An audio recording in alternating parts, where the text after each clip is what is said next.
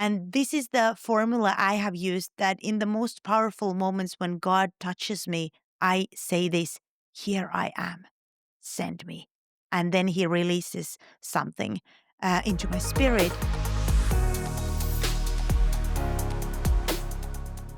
Welcome to the Voicer podcast. I'm thankful that you are here today with me to study the Bible and study about overcoming faith. I love to talk about those stories in the Bible where people overcome things and where they are tapped into the power of heaven and where they receive miracles that last, breakthroughs that never fade away. I like those things. And if there is a way for me to be tapped into the power of God and have those in my life, I want those. So that was my decision as a young girl. I decided that I want real breakthroughs. I want reality. I want God's presence. I do not want hypocrisy. I do not want just religion. I do not want to find myself at the age of 40, at the age of 50, to just not experience God's power, but I will do everything I can to experience it and to live in it and have the exact miracles that they had in Bible as God gives those to our life. So Esther's story is really on my heart because of the words that I received a year ago from Hadassah to Esther, become an Esther for this generation. And first I thought they were words only to me. Then I realized they were words to people around me. And then I realized that they might be a word for such a time as this, as God is preparing His church for what is coming. So He will speak to multiple vessels the same message, that prepare now, come close to me now, transform to your royal calling now, so that if something happens, then we are ready. And even before that, if we are transformed, we all realize that the more there are transformed people in the royal calling, the less darkness has power and ability to do anything. So that's why we need to be transformed. And as we are looking at the book of Esther, in chapter 4, verse 14, it says the famous line. Let's read it from there. Esther 4 and 14. Let's read the whole verse.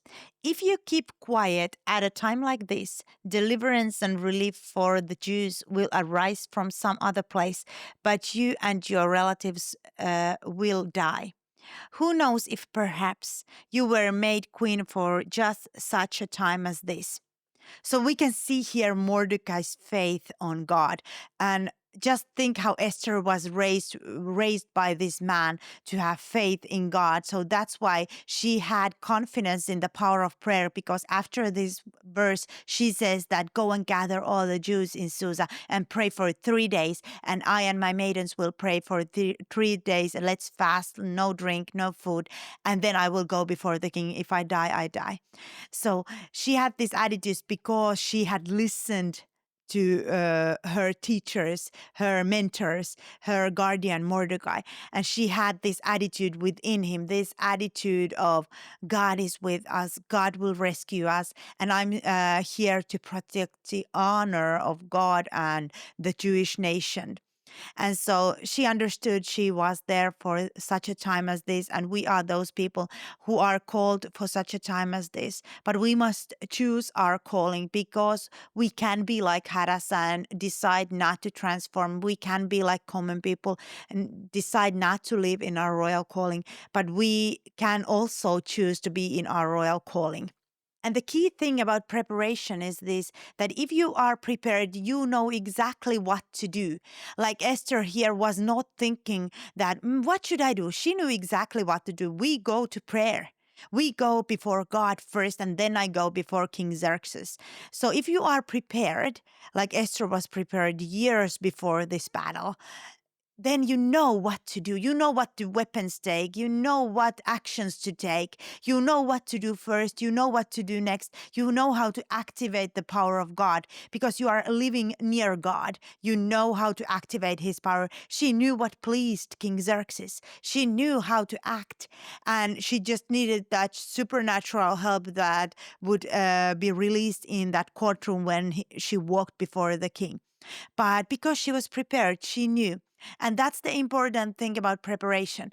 If you start to prepare for those breakthroughs with your attitude and with your actions, like deciding that prayer is important and including that in your life, communication with God, and not just religious prayer, but honest prayer, communication, like to a friend, like to a father, pouring your heart before God, telling Him how good He is to you, how you are expecting Him to be good, thanking Him from every single good thing you have in life, just having an honest relationship with God, even in the days you hurt and in your good days and bad days, include Him in everything.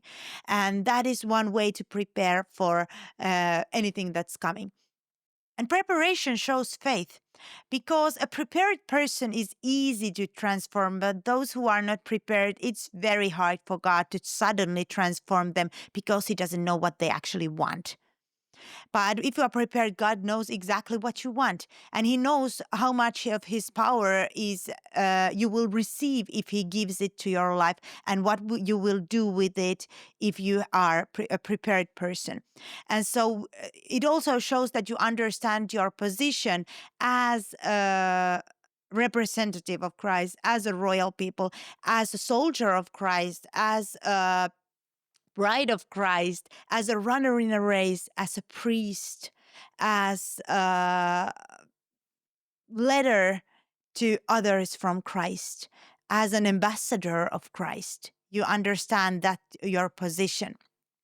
So if you are prepared, then you are ready to respond when the moment comes. Preparation is such an important thing. And if we neglect it, that may be the cause of us not receiving such a big breakthrough as we wished. And so in Isaiah 6, it tells about this amazing encounter that Isaiah had. And as you read how he went before God, and angels were crying, "Holy, holy, holy." And then there was an altar, and there was a coal. An angel took it and touched his lips. And the whole account, what happened, how he thought that he would die in the presence of Lord. And then there was the moment of response as he was experiencing this mighty breakthrough and the presence of God all around him, and he didn't know how his body would take it, how his mind would take it. He knew he was sinful and lived among sinful people. How would he just take all of this glory that he was seeing? But in verse 8 is the moment of response, and which so shows that he was a prepared one because he knew how to react when the question came, what will you do now with this power and this position? So let's read it. Then I heard the Lord asking, "Whom should I send as a messenger to this people? Who will go for us?" I said, "Here I am, send me." And he said, "Yes, go and say to this people." So here is the moment where we know that Isaiah was ready. The the previous verse tells us about how the angel touched his mouth with the coal and cleansed him. But that was only preparation. Then, when the question of God came, then he was ready to respond, "I will go because you touched me, because you cleansed me, I will go." And he had the response, and he was not saying, "I will stay. I will just stay here and enjoy your presence and just do nothing." But he was ready. He knew what to say. When the question came, "Who will go?" he said, "Here I am, send me." So I'm available, not like, I will go, but send me. Give me something to say. Give me something to speak to these people. Give me your power and I will go. I am here just if you need me. So he had this attitude, and this is the power of response in that moment when the presence of God is near you. In that moment, next time you feel the presence of God, say to Him, "Here I am, send me." If He is touching you with His cleansing power, if you feel His love, if you feel His presence, say this to Him so that He knows that He can send you, and maybe He will give you a strong word, and maybe you can write a book or you can do something and tell others about that word that he speaks to you. And this is the formula I have used, that in the most powerful moments when God touches me, I say this: "Here I am, send me." And then he releases something into my spirit, and I can run with it.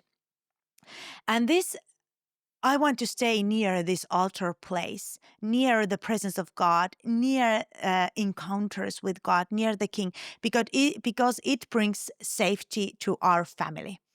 I don't want to make wrong moves and being in the wrong place at the wrong time, but I want to move as God directs me, and really directs me. And I am expecting others also to see how God directs me. I'm not saying that I just felt that God directed me. If God really directed me to do changes in my life, others should see the good fruit following.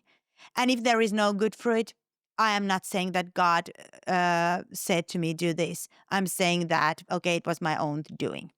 So there are good fruits. There are something that follows your walk. If God says to you, you say to God, "Here I am, send me." And God says, "I send you."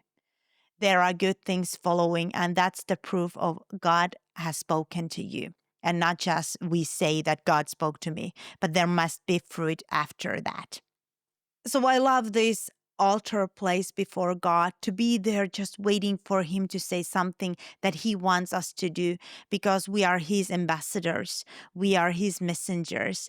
And that brings so much clarity into my life, that I don't do things just because somebody demands me to do something, or because I feel pressure from outside. But I'm on the altar place and he can speak to me. He knows he has my ear and he can speak to me. And that's why we need to stay close to the altar place. And prayer is one thing. Communication with God is one thing that keeps us close to God. And let's talk about prayer for a moment, which is one of my favorite subjects. To talk about prayer, and not just religious prayer, but real prayer that where you love God with your whole mind and with your emotions and with your will and with your body and with your time, that you love God. And that is something that I have always a desire to do. And this attitude was sown to me by my mother, who was a missionary in Central Europe, in German-speaking countries, and although also in the East, when there was still a Soviet Union, and some of those countries like Poland and Romania, and those countries were under that rule. My mother went there secretly and just did ministry and brought Bibles to people and things like this. And so she had this attitude of prayer. She couldn't wait to go to her house and pray for hours, and pray, just communicate with God. And that created such an atmosphere around her, that when she spoke to people after those meetings, people came to her and said, looked at her like this and said, "Who are you?" Because just the presence of God, when she started to speak, would come out of her. And she has blessed many people in our nation and around the world with her attitude of just being completely God's. And so prayer, just when we get that communication with God, we can't wait to go to our closet and pray. That's the best time of our day, whether it's a long time or a short time, just to be with him and pray and be in unity with God. So I have noticed that in my life, I've seen a shift in my thinking, where I don't anymore pray prayers just for me, for my family, but all of those prayers are connected to the honor of God. Because just that royal attitude and attitude of an ambassadors and giving your life wholly to God has so come part of my being, that I connect every single prayer to God's honor.